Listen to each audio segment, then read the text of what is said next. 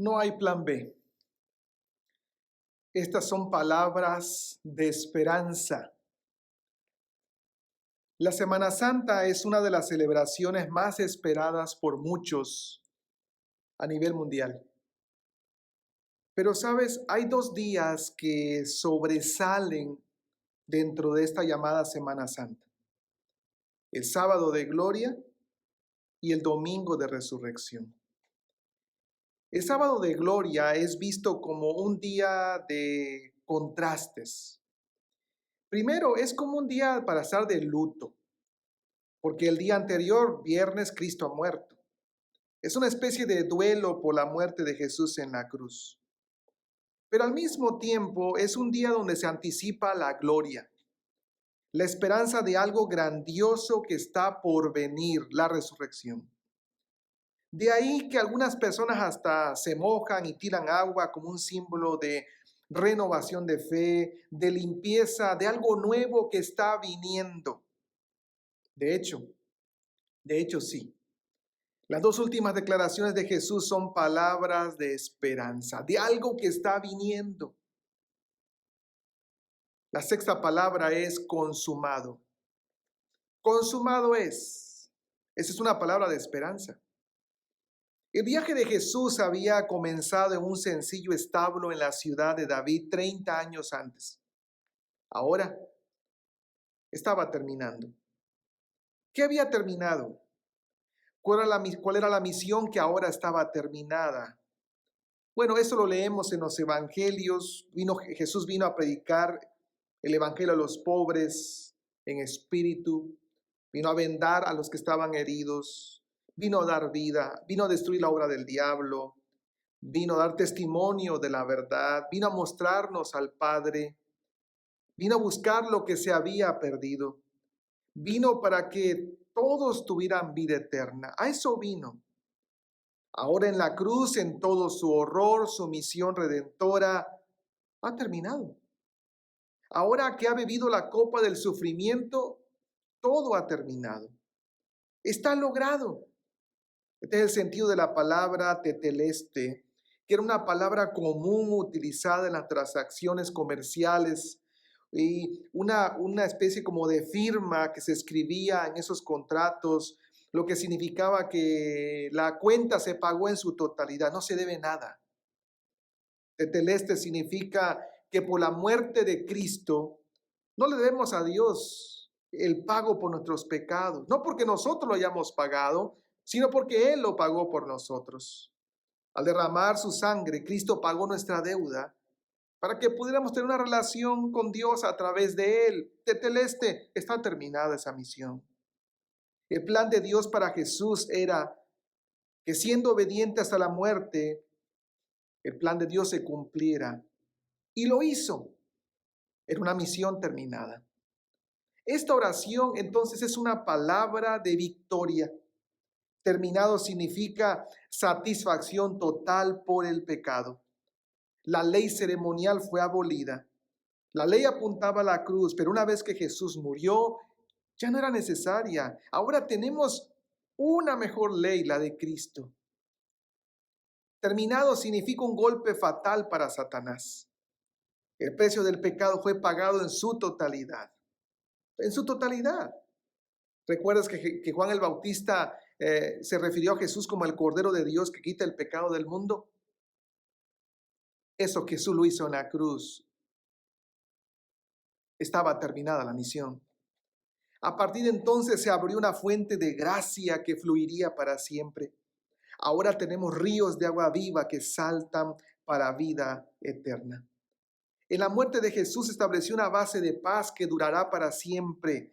Como dijo Charles Spurgeon, un océano de significado en una gota de lenguaje, una simple gota, porque es todo lo que podemos llamar una sola palabra: consumado es. Pero ¿sabes cuánto significa? Es como un océano, porque significa que ahora estoy en paz con Dios. Terminado es. ¿Qué debemos aprender de terminado es, consumado es? Escucha, usted y yo debemos de vivir vidas con propósito. Consumado es No estaba hablando de su vida terrenal que había concluido. De hecho, la vida de Jesús no tuvo principio ni fin, pero estaba hablando de lo que el Padre le había ordenado que hiciera y lo hizo. De la misma manera, nuestras vidas deben ser impulsadas por un propósito, como la vida de Jesús. Debemos ordenar nuestras vidas para maximizar lo que Dios nos ha dado, vivir para Dios y cumplirlo. Como dijo el apóstol Pablo al final de sus días, he peleado la buena batalla, he acabado la carrera, he guardado la fe. Claro que para vivir una vida con propósito requiere que nos concentremos en Dios como nuestra prioridad, pero es un llamado a cumplir el propósito de Dios mientras vivamos en la tierra. Este es un llamado también a vivir en obediencia. Consumado es, como lo hizo Jesús, significa que nuestra vida debe estar enmarcada por la obediencia.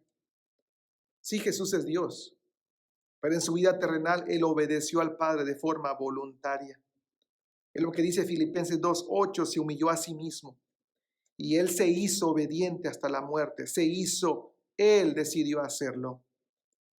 Pablo lo dijo de esta manera, hablando de su experiencia personal en Gálatas 2:20. Con Cristo estoy juntamente crucificado y ya no vivo yo. Así que lo que vivo ahora en el cuerpo lo vivo por la fe en el Hijo de Dios, porque Él hizo lo mismo, se entregó a sí mismo por mí. Yo imito su obediencia, vivir en obediencia a Dios, no a nosotros mismos.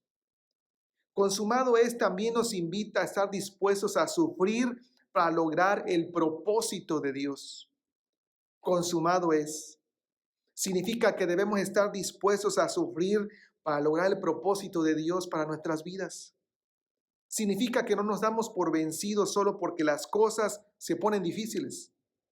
Significa que estamos dispuestos a sufrir lo que sea necesario para completar el plan del Padre para nuestras vidas, hasta que, a pesar del sufrimiento, podamos decir, he consumado tu propósito en mi Señor.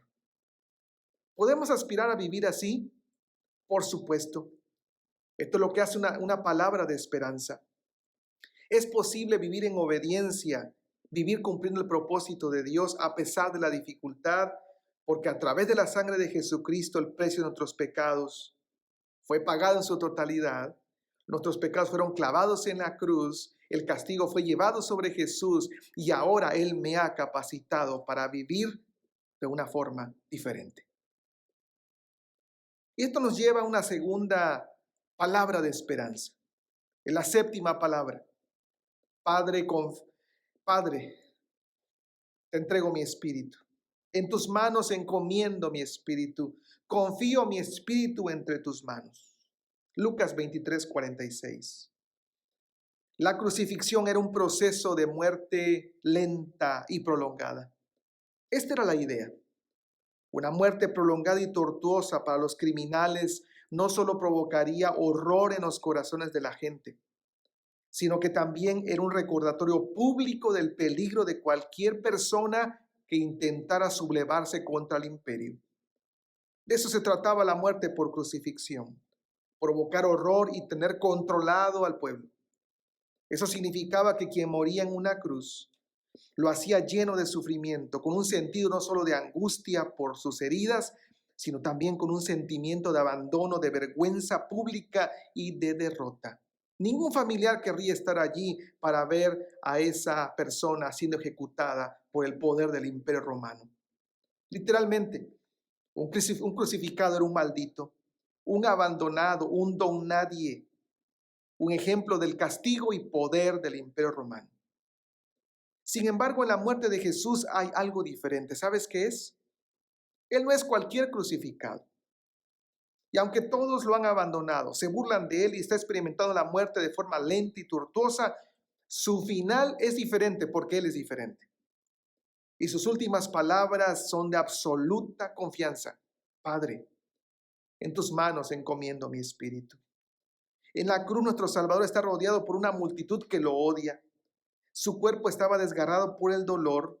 La agonía que soportaba estaba más allá de nuestra imaginación. Y sin embargo, en medio de esas circunstancias, sigue confiando en Dios. ¿Por qué?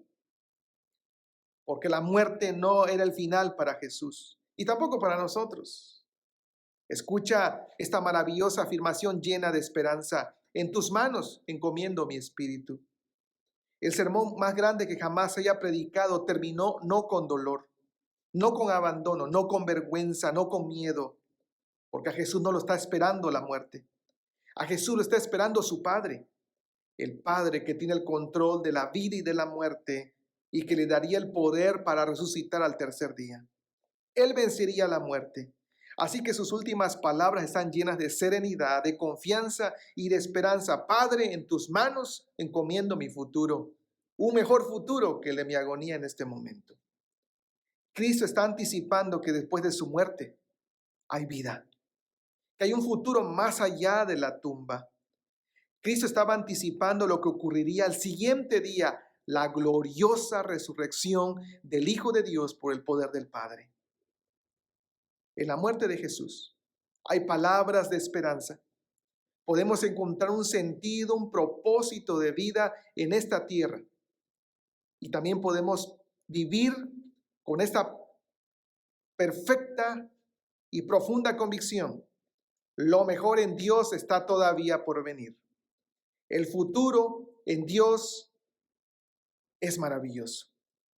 Como dice aquel himno, porque Él vive, triunfaré mañana. Porque Él vive, no tendré temor, porque lo mejor en Dios está por venir. Es verdad, la cruz es el centro de todo, porque en ella nuestros pecados fueron perdonados por Dios y en ella Cristo cargó por nuestro castigo, cargó nuestros pecados y ahora tú y yo tenemos una relación con Dios. Pero es en su resurrección donde está nuestra esperanza, la esperanza por la eternidad. No hay un plan B. Solo Cristo vino a darnos un significado para vivir, un propósito de vida. Solo Cristo vino a darnos la esperanza por y para la eternidad. No hay plan B. Todo está en las manos de Dios. El Dios que tenía todo listo para levantar al Cristo de entre los muertos. Y allí es donde está nuestra esperanza. En el nombre de Jesús. Amén.